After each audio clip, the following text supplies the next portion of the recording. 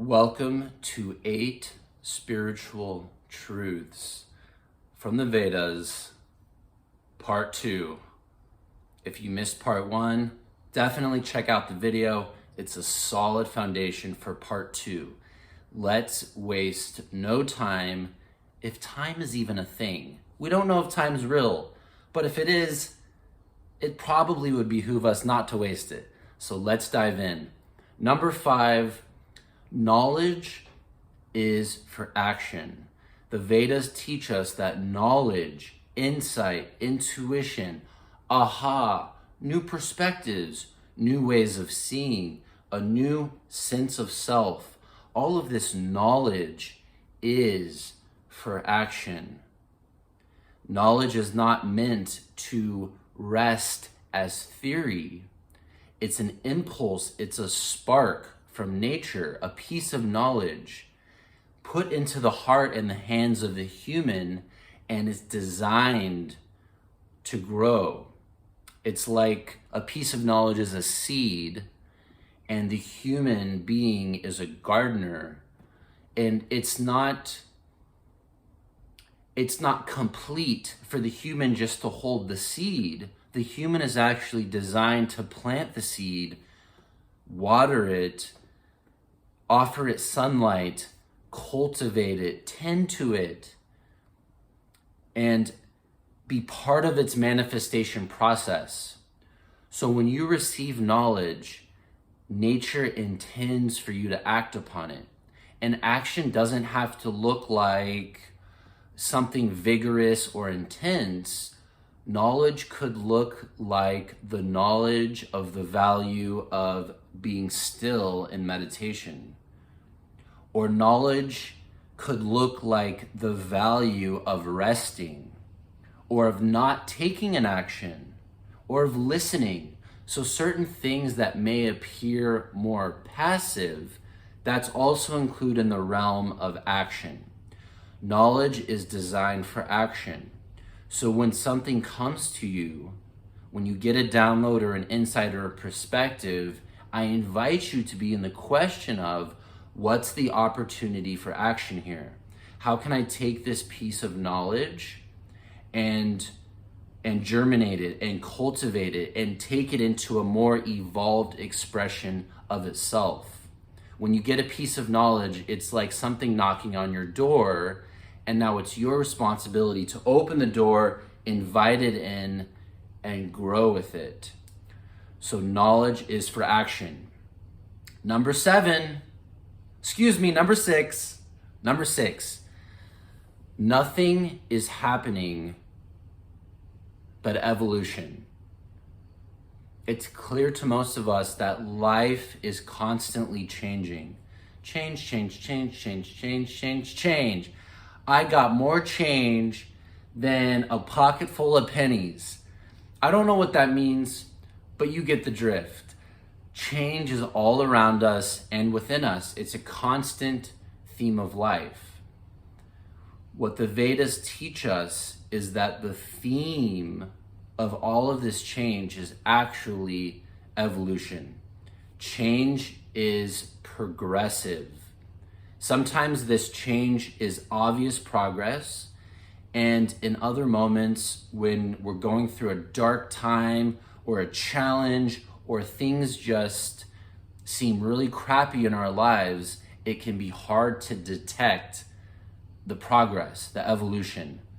But when we take a step back, and if you look at your own life, when you take a step back, perhaps in hindsight, it becomes much easier to detect the evolution, the progress that was actually occurring in those moments of hardship. So continue to take a step back from a higher and a higher vantage point. You begin to see that progress and evolution have been a theme throughout your entire life. Even in those challenging and difficult moments, perhaps especially through those challenges, evolution has come to fruition. Please excuse the tree cutter. Number 7, control is opposed to evolution. There's so much that we can't control. While I'm shooting this video, a tree cutter literally started cutting trees right outside my living room. That is outside my control.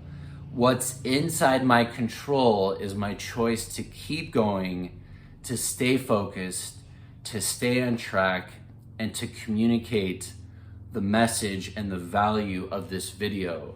Control is opposed to evolution.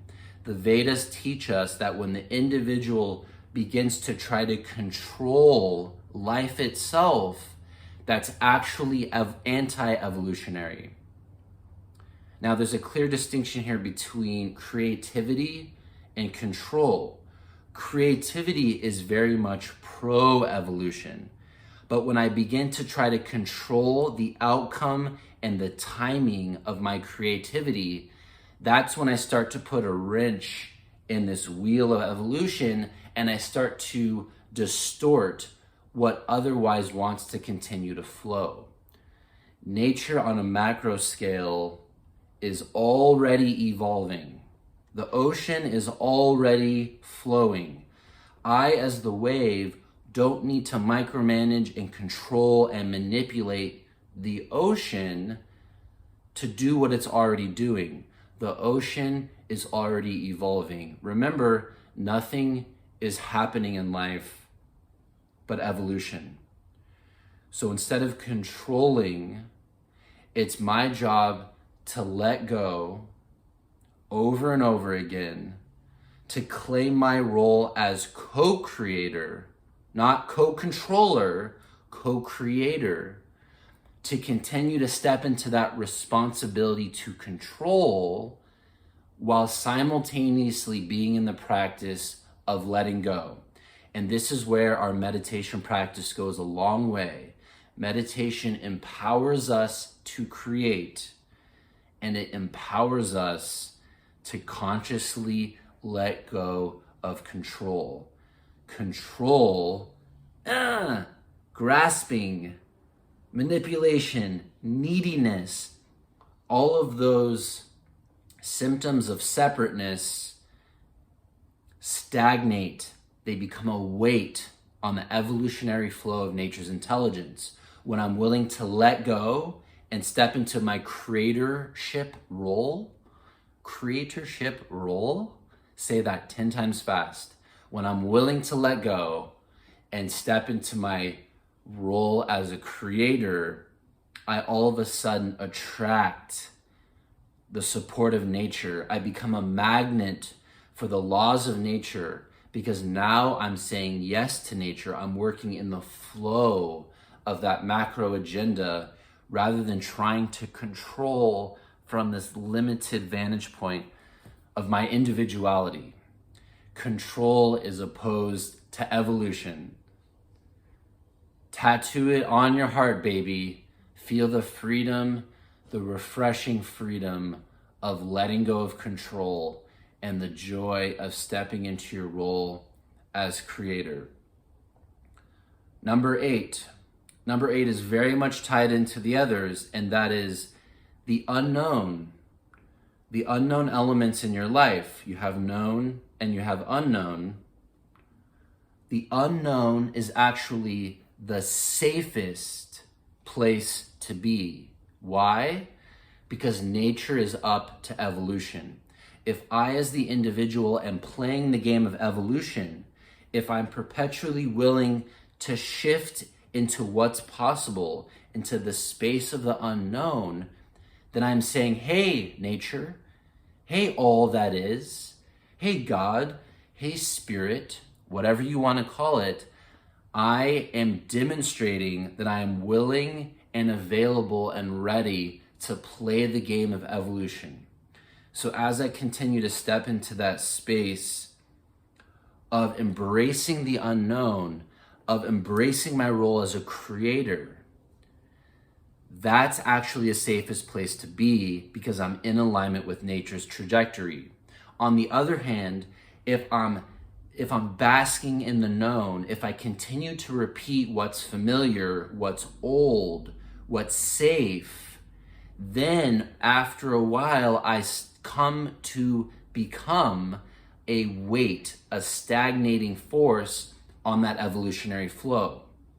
So over here, I'm overly maintaining certain things that may have worked in the past, but now they've started to move past that window of relevancy. And if I continue to maintain that which is no longer relevant to my evolution, I begin to attract the destructive forces of nature. So the more I'm willing to embrace the unknown and step into my evolutionary role, the more that I receive the support of nature, the safer I am, because I'm sustainable. When I'm playing the game of evolution, I'm saying, hey, I am a sustainable life form because I'm moving with the flow. On the other hand, if I'm basking in the known, if my creative juices are running dry, if I'm continuing to repeat that which served the past but doesn't necessarily serve my present, I begin to wake up the destructive properties of nature that are predicated on dissolving, releasing, and destroying that which is not part of that flow. So if I want to position myself to be in the safest place possible, I'm going to be playing the game of evolution. I'm going to be oriented around the unknown, and I'm going to be sitting in those questions of what's possible, what's next, what serves me best going forward. Who or what is my future self, and what are the opportunities in the present to position myself on that trajectory? Just like the wind of evolution is blowing, you're a sailor or a seaman, and now it's your opportunity and responsibility to position your sails in the direction of the wind. Do you want to experience blissful sailing, or do you want to experience holes in your boat where you start to sink because you weren't willing to reposition those sails? Life is constantly asking us to adapt, to reposition our sails, and to create anew, such that we continue to be in that flow of evolution. The unknown is the safest place to be. All right, folks, there you have your 5, 6, 7, and 8. And between these two videos, you have your top 8 spiritual truths from the Vedas. Review these videos, take this knowledge, put it into action, begin to contemplate and ruminate and discover how you can more fully live into these truths that have been delivered generation after generation for several thousands of years for very good reason. If you begin to practice and live by these truths, you will see exponential growth both inside your consciousness and the results that you're able to create in the circumstances of your life. I hope and trust this has been valuable for you. If you have any questions or comments, please holla at your boy. That's me. And in the meantime, if you'd like to find out more about these subjects, and even if you'd like the opportunity to work together with me in an intimate setting, whether that be meditation, breath work, yoga, life coaching, definitely check out my website. That's the THE meditation effect, EFFECT.com, themeditationeffect.com. Reach out to me there, and let's work together.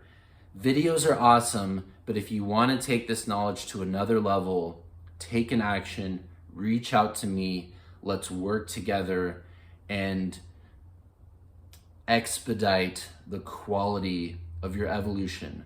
Your evolution is already occurring. There are ways and means to accelerate it and to have you enjoy the process much more fruitfully as you walk that path. A mentor, a guide, a team goes a long way in your journey. So definitely reach out if that's something that's charming for you. All right, folks, much love to you. My name is Matthew Spangler of The Meditation Effect. It's been an honor and a privilege. May peace be with you. May you carry joy in your heart, and may you continue to be of service to your fellow man, woman, and child. Namaste.